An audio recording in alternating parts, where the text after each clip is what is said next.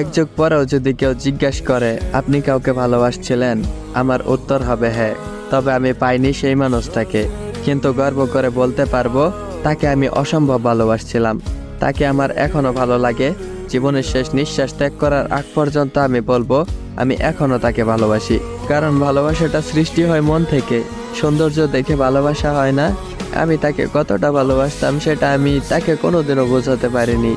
মনে হচ্ছে তোমার মায়া ভরা মুখটা একটিবার যদি সামনাসামনি দেখতে পারতাম, হয়তো দেখার পরে মনে মনে খুব কষ্ট পেতাম, তাতে কিন্তু খুব বেশি একটা ক্ষতি হতো না। শুধু মনের গভীরে জমে থাকা সব কথাগুলো চোখ দিয়ে বলে দিতাম তুমি সেই মানুষ যে কখনো পুরোপুরি আমার ছিলে না, তবুও আমার সমস্তটা তুমি নিয়ে গেছো।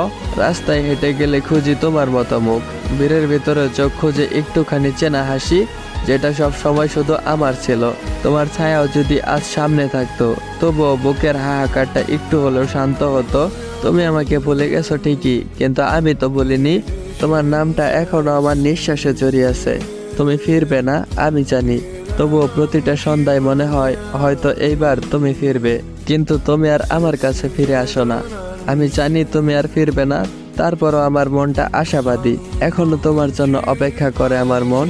মনে হয় হয়তো তুমি ফিরবে, হয়তো তোমার মনের কোনো না কোনো এক কোণে আমার জন্য ভালোবাসাটা এখনো রয়ে গেছে। হয়তো তুমি আমার জন্য আবারও ফিরবে, আবারও আমাকে আগের মতোই ভালোবাসবে। কিন্তু কেন আমার মন বুঝছে না তুমি যে আর ফিরবে না, এটা আমি মনটারে বোঝাইতেই পারি না।